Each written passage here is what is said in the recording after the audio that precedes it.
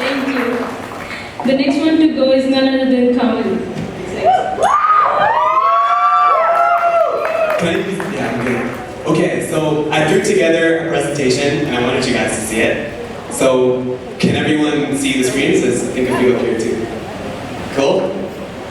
So, when Sarah and Saad had one more placeholder for the speech, they wanted the speech to be given by the smartest person in the country. And that person said no.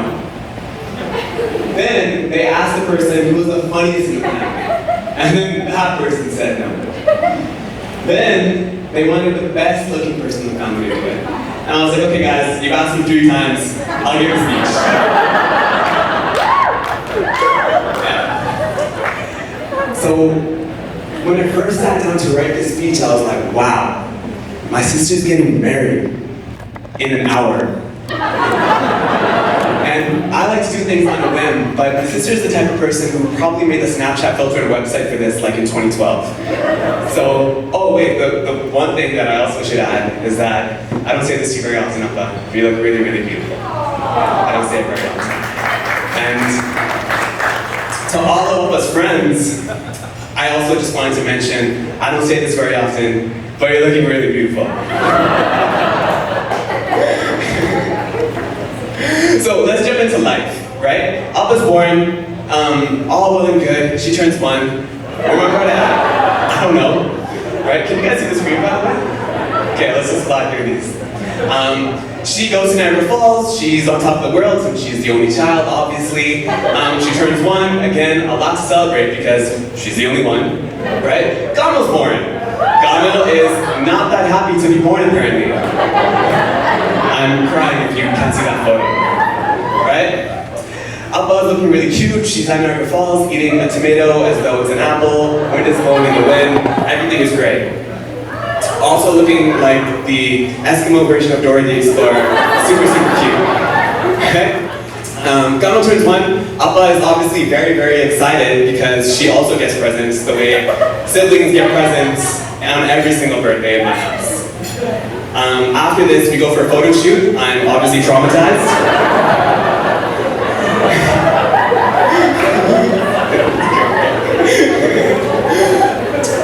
We go swinging sometimes. I fall off the swing. I'm obviously upset. I hate myself. We take very cute photos in Chicago. We hold hands. We build snowmen. For some reason, this photo happens. I don't know why. We tear up the mean streets of Scarborough on our bikes and just whipping through the streets of Scarborough in the 90s on my tricycle, and my sister apparently in a hockey helmet. And we wear really tacky clothes that we probably didn't consent to, thanks to my mom. We do work sometimes, and we move to the Schnecksville house.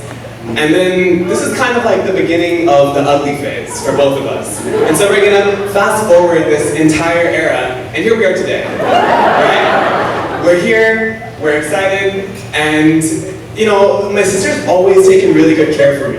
And I don't think that anyone can read this, but when she was leaving for a week, she actually made a spreadsheet for me. And the name of the spreadsheet was How Not to Die. A quick guide for Kamil, Ernie, and Bert. And if you guys don't know, Ernie and Bert are our 2 super cute cats, which we adopted outside. They had to make it in the speech somehow, right? And so, I'm not gonna go through this whole thing, but it's separated into 2 columns. The first one is to do, and the second one is what happens if I don't do it? So the first one, to do. Put cats in basement if alone or sleeping. What happens if I don't do it? Death and destruction at That's where we live. So I'm not going to go through all of these just because of time. And whenever I would get into a fight with my sister, my mom would always say one thing to me, right? Ek hi behan hai, right? You only have one sister, you can't hold a grudge. Dil pe baat nahi lagate, right? And that's something she would always say to me. And so I always thought that it was just going to be us, me and my sister, forever.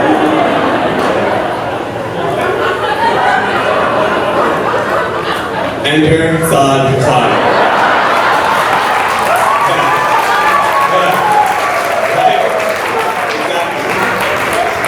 And so when I first met Saad, I didn't really know what to think about him. You know, my mom sat me down and he's like, listen, Kamil, Saad is coming over for Eid this year. And I'm like, why? Right? And so Saad started coming over more and more often, right?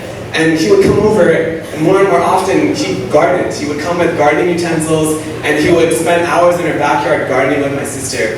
And I just thought, like, well, I don't really have much in common with this. I mean, I would love to help them garden, but gardening is really lame. And then he works in HVAC consulting, so he would come over, and my dad and him would have conversations at length about solar panels that we were getting installed. And again, wasn't my cup of tea. And the third one, this is one of the few scenarios where an eggplant emoji means an eggplant. He would come over and he would make eggplant all the time. My nightmare. On the barbecue, and today, one of the things we ate today was eggplant, right? And then there was this other time where we were on our way to Chaco, which is a restaurant that we're going to talk about in just a bit. And I asked him, Saad, like, what kind of music do you listen to? And he's like, I don't really listen to music. I don't see the point of it. I listen to podcasts. And in that moment, I was like, wow, I have really little in common with Saad. And I've tried really, really hard, right? And then in the midst of all this, there's a story of the tackle box. Now, if you guys don't know what a tackle box is, it's basically a box that's filled with fishing apparatus. Right? When you go fishing, you bring the tackle box. And my dad and I, every single time we'd go to Canadian Tire, I would get a fishing lure. And we would never ever catch any fish, but I would still buy the lures. Right? And in addition to that, we had pliers and bobbers and hooks and all the things you need to go fishing. So over the years, we filled this up, and there were a lot of things in that tackle box. And then my sister says, hey, Arsalan, who you guys just saw speak, is going to take the tackle box because he's going fishing. And me and my dad are like, okay, cool, Arsalan, fine. And then some time passes, and we're kind of curious, like, where's this tackle box at? And then my cousin, Ayan, wants to go fishing for the very first time. And we're like, okay, perfect. We're going to take him, we're going to take the tackle box, and we're going to go fishing. There's no tackle box. Arsalan still has the tackle box. And so more time passes, we get more and more agitated as to the whereabouts of this tackle box until the engagement in Pakistan. And so we're there, we encounter Arsalan, and my dad and I rush him. Where's the tackle box at? And my sister's also sitting there, and she kind of has this worried look on her face, like something's wrong. And it turns out, Saad had the tackle box the whole time! It was Saad who had the tackle box, and the whole time we thought it was Arsalan. And my dad and I were alarmed, and she wanted my dad and I to like Saad, so for that reason, she made Arsalan the scapegoat. Can we take that in for a second? Arsalan, where are you? I don't even know if you know this story. Yeah, this happened, man. This is real. And it was all because she wanted us to like Saad, right? That's what she wanted. And so, as time has passed, I've actually gotten to know Saad a bit, and he's actually a pretty good guy. So the one thing that I really like about Saad is that he's very hardworking. So he spends a lot of time at work, and that's a discipline that a lot of us don't actually have. Very often on Sundays, he's not around because he's working. And I don't have that type of discipline. It's amazing that you do. The second thing is, Saad doesn't really have an ego. We joke around a lot, barbecue stuff, we roast each other. Right, guys? And Saad doesn't really have an ego. The third thing is, Saad is very dependable. My sister was telling me the other day that there was this instance where someone had hacked one of her online accounts and she was really distressed about it. And at the time, Saad was on a 5-day meditation retreat. And on day 1, this happened, and my sister called him up in distress, and he came home. 4 days left of the retreat. If someone called me, that told me that my house is burning down or something like that, I'd be like, can this wait 3 or 4 more days? But Saad came right away. And the last thing is, there's this really amazing and quiet optimism that Saad has, when even in unbearable situations at times, he comes out with a smile, and he never actually lets anyone really feel that he's been disheartened by anything. And I think that's something that's really inspiring. Yeah. And so, the net is, Saad is actually a catch, no pun intended, because we're talking about fishing, right? Like, he's every empty stream, engineering, fair-skinned, clean-cut, all the things I'm not. Right? And he's really, really a catch. And so the Nikal's already happened, and for that reason, because I like you, Saad, I'm gonna hit you with the upper survival guide. Okay? So my first question is, have you ever really felt fear? Fear. And I don't mean, oh my God, I burnt the chicken. I mean, oh my God, I might not survive what's about to happen right now. Well, let me tell you what fear is. Fear is when you're awake in the middle of the night, maybe you're on the phone talking to whoever, maybe you're in the basement, maybe you're in the family room with some friends, and Appa wakes up. That's fear. Appa loves sleep. She really loves her sleep, and she's a light sleeper. And by the way, guys, when I say Appa, Appa is like an endearing term for sister. So I'm not used to saying sorry. Older sister, that's right. And so I don't even know if I can read this.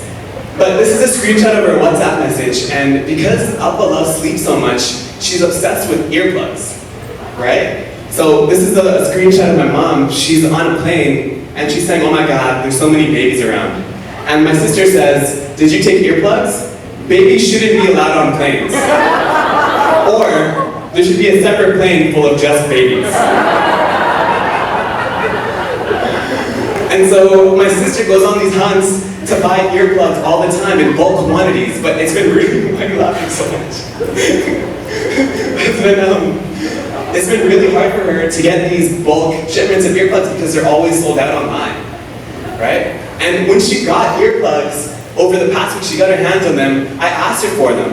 And she had actually separated them. So she had already sent out some of the earplugs to Saad for the new place, and then rationed some of them in a plastic bag in our place. So earplugs are a very rare commodity and something that are very, very valued by Appa. And I know what you're thinking. Oh my God, my whole life with this person, she's obsessed with earplugs. How am I ever gonna have enough earplugs to make her happy? Well, I like you, Saad.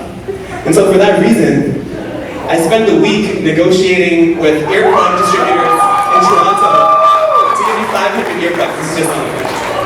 So, rest assured, Kamil has you covered. No worries, man. I got you. So, the second thing Appa really likes is dental floss. And when I say that she really likes dental floss, I mean, she uses exorbitant amounts of dental floss. Like, she runs through dental floss like Donald Trump runs through his Twitter account, with no care in the world.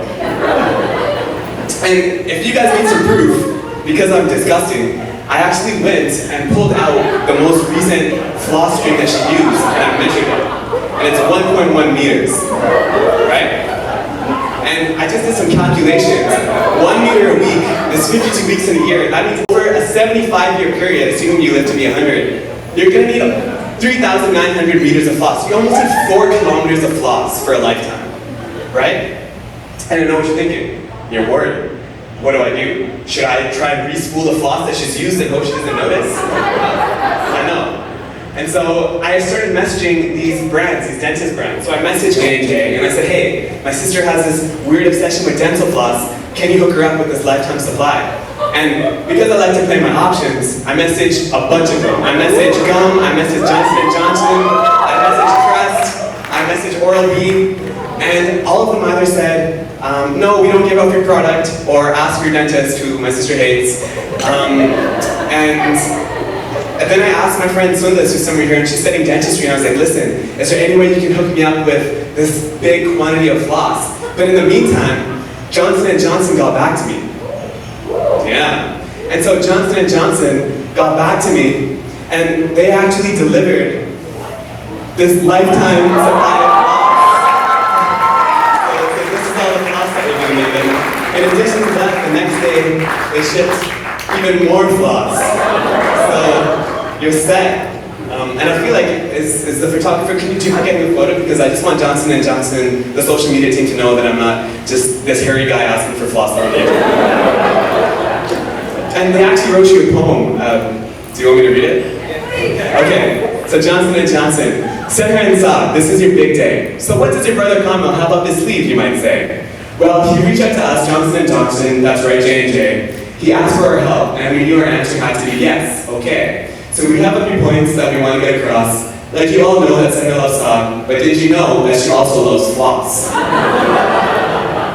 From what we hear, every day she has a clean smile. And with her use of 3 feet of floss a day, that's almost an annual mile. With this bride, the pot will always be clean, no matter the food, even a leafy green. Don't worry, Saab, you'll soon get used to this charming routine. It's clear that this couple is meant to be. See? Not the puns like me. Right? Their love is quite easy to see. So Sarah and Saad, to celebrate your love for each other today, we have a special gift for you on this lovely Friday. Looks sweet to see, but it's not your regular old cake. For its cool mid-breath, this cake does make. With hearts full of love, we wish you all the best for Tina Johnson & Johnson. Yeah. Okay. So, floss. I got you covered. Your plug is down. Floss down, yes. I can add that to the pot. Totally. Okay. The next thing. And we're almost done here. I know this is going on a long time. Alba really loves eating out.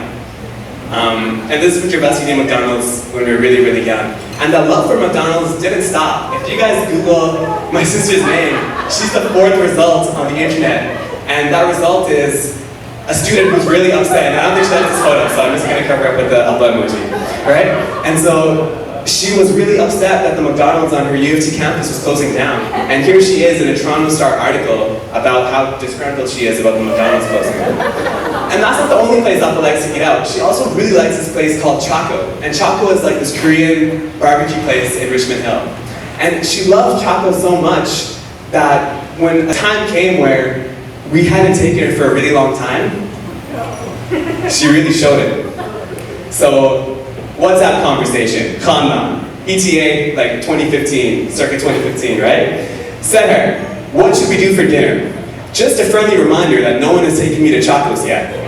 And then, spontaneously, she breaks into what appears to be iambic pentameter and breaks into prose and says, the restaurants I eat at are not very few, but nothing makes me as happy as Korean barbecue. Still, my family won't take me to my favorite place. In fact, they lie right to my face. I've been asking everyone to take me for 1 year, but they simply pretend they do not hear. Fresh yummy meat to my heart is dear. Chaco's is not far, it is very near. Mama thinks it's okay to bring home tacos when all I really want is some Chacos. That's rated by Pride herself. Yeah, did you know that? You're wearing a coat too. But that's not where it ends, right? Then my mom says, okay, let's go really soon. Today we have veggies made. And then my sister continues to go on. She says, my mom tells me I should stay home and eat veggies. I would rather spend all day with a wedgie. And to all my confused uncles and aunties, a wedgie is like a wedge of cheese that smells really bad and you just don't want to be around it all day. And then she posts the photo of the veggies and she said, aside from veggies, I have no other option. She might as well put me up for adoption. Now that I'm full of grief and sorrow, to go to Chaco's, I will ask again tomorrow. End. I know what you're thinking, son. You're worried. How am I going to eat out so much, all the time?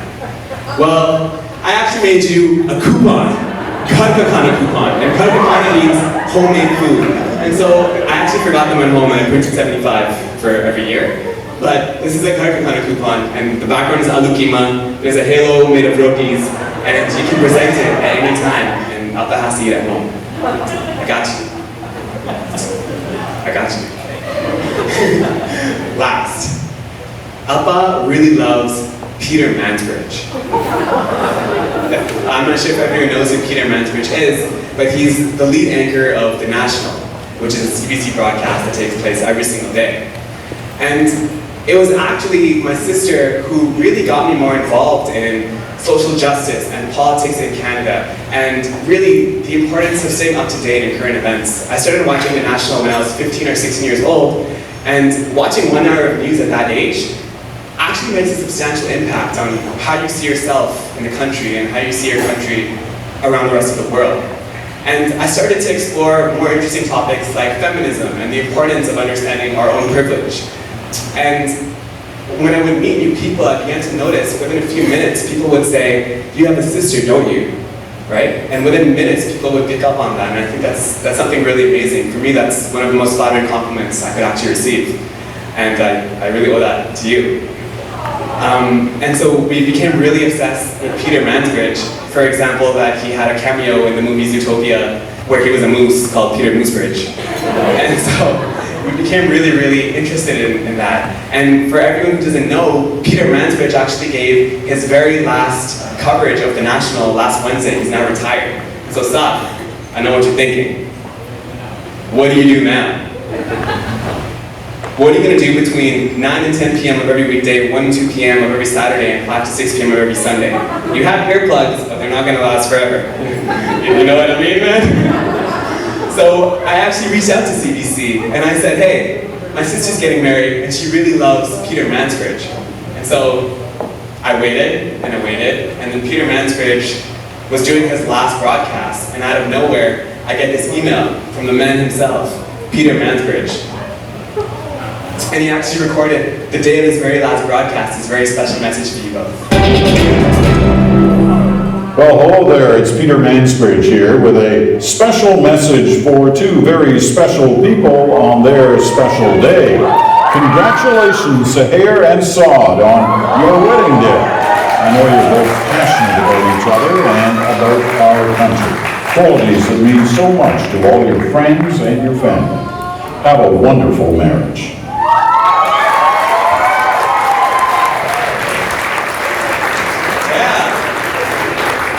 And with that, Saad, you have your floss, you have your credit card coupons, you have your earplugs, and now you have a blessing from Peter Mansbridge himself. Could not get any better. So now I think you have all the tools you need to have a happy marriage with my sister. And with that said, congratulations, welcome to the family. I'm so excited for what's to come, and I'll always be here for both of you. Thanks everyone.